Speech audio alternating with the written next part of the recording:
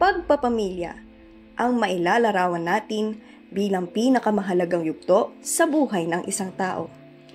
Dito nabubuo ang mga pangarap at pag-asa para sa kinabukasan ng bawat miyembro nito. Pero ang kaakibat na biyayang dulot ng may kapal ay mga hamon ng lipunan na pilit hinaharap kahit mahirap.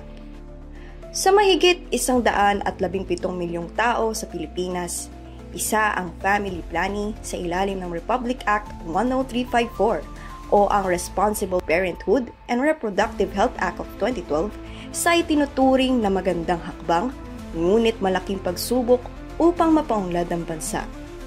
Tunay nga bang pinipili ng mga Pilipino ang maging mahirap o sadyang hindi lang sila mapalad na mabigyan ng magandang kinabukasan?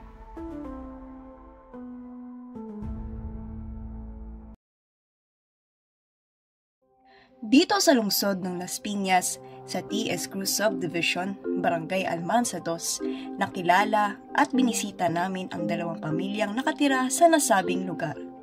Sa kanilang pagbabahagi, mas nakita ng aming mga kasama ang estado ng kanilang komunidad at pamumuhay. Si Nanay Gina Boral, 51 taong gulang, may 11 anak, ngunit ayon sa kanya, 4 sa mga ito ay pumanaw na. Kaya naman, 7 na lamang sa mga ito ang nakakapiling pa niya. Mayroon na rin itong 9 na apo na ilan sa mga ito ay nadatnan naming nasa pansamantalang pangangalaga niya. At si Ate Melanie Pilago, 23 taong gulang, may 2 anak, ngunit ayon sa kanya'y isa rito ay maaga nang namaalam. Kaya naman ang kanyang 1 taong gulang na anak at ang asawa na lamang niya ang kasalukuyan nitong kasama sa kanilang tahanan. Hello po, ate. Ano ang pangalan? Melanie Pilago. Melanie. Opo. Ano, ilang taon na po kayo? 23. Ilan na po yung mga anak? 2 na sana. Dalawa na sana ngayon. Ano pong pangalan nila? Tapos ilang taon na po sila? Yung ngayon, Nate Luther, 1 year old. Tapos yung isa po kasi 6 months pa lang nawala. So, bali, nag-isa na lang po siya. Kamusta naman po yung kalusugan ng pamilya? Mahayos naman. Mahayos naman. Bali, pwede po pala namin matanong. Paano po namatay yung isa ko?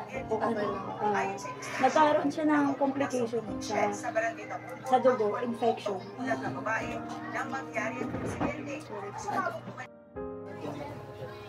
Pangalan ko, Sheena Boral.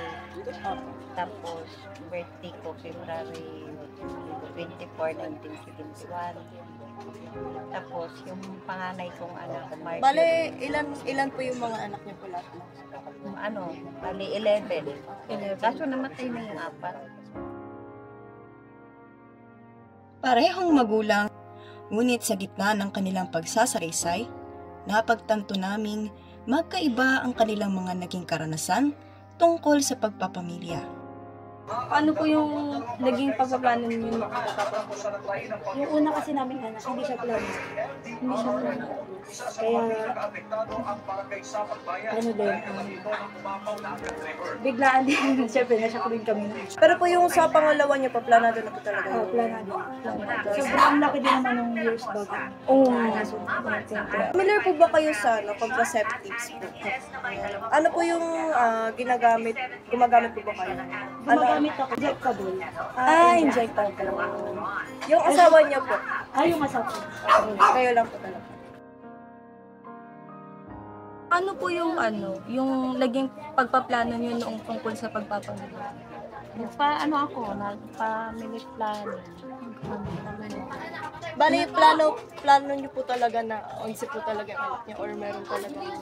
Hindi ko plano yung si ang anak ko. Paano po nangyari? Talagang parang madali ako mabundig. Since may alam naman po kayo sa mga contraceptives, yung asawa niyo po ba, familiar po ba doon? Oo po.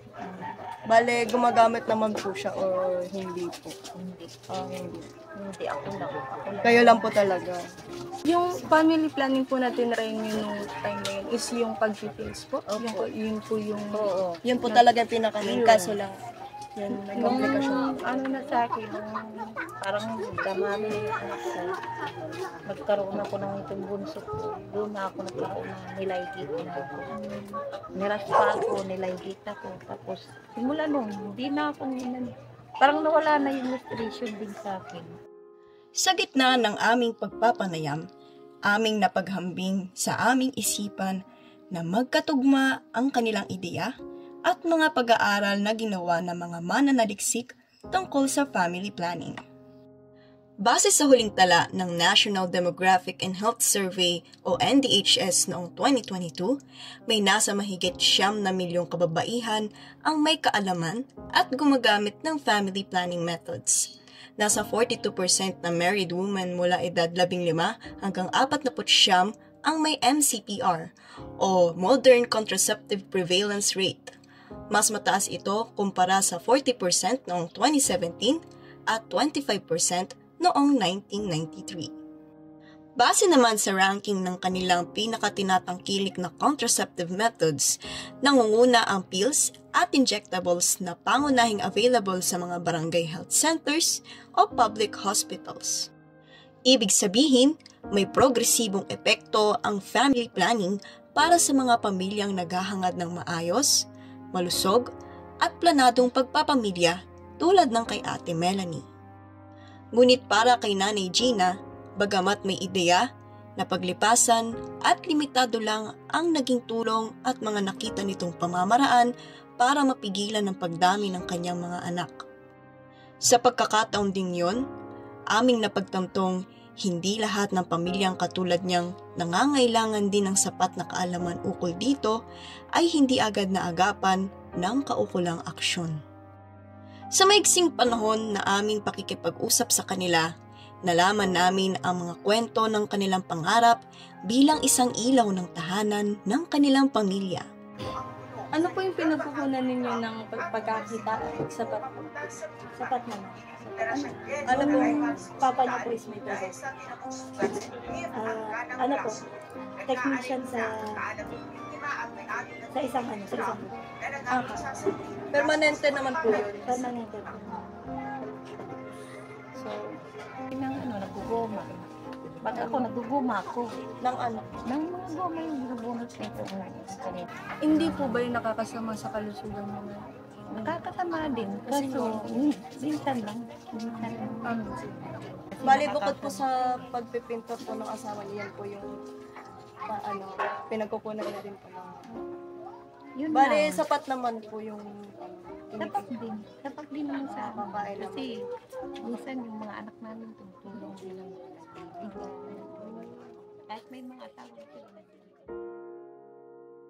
Sa kabila ng patuloy na kahirapang lumalaganap sa ating bansa, isa pa rin ang family planning sa maituturing na pangunahing solusyon upang maibsan ang overpopulation at poverty.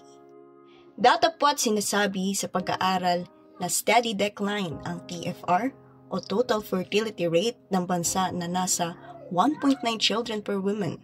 Hindi pa rin may tatago na malayo pa sa katotohanan na maabot ang layunin ng pamahalaan na maibsan ang mga pangunahing issue ng bansa. Gayunpaman, hindi pa rin nawawalan ng pag-asa ang ating bansa na masusolusyonan din ang mga ito. Kaya patuloy din ang pagsasagawa ng mga hakbang upang maisakatuparan ito. Maging paalala nawa ito sa lahat na hindi pinipili ang kahirapan. Lahat ng tao ay may kakayahan, kaya dapat lahat din ay nabibigyan ng pagkakataong mabuhay ng maligaya at may sigla. Nawa magpatuloy ang pagmamalasakit at paghingi ng panawagan sa mga kinauukulan ng nararapat na suporta para hindi masira o magiba ang pundasyon na bumubuo sa isang maayos at mapagpalayang lipunan.